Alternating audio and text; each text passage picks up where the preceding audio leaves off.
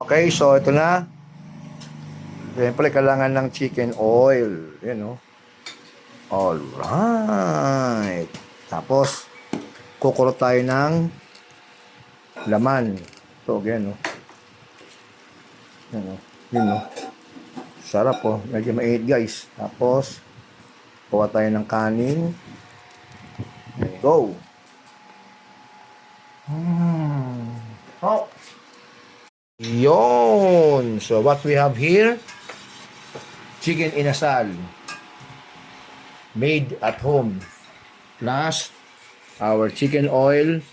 Meron tayong toyo mansi at yung classic na sinigang soup namang inasal. Kuwang-kuwa natin yan. Tapos, ang ating kanin ay upgraded.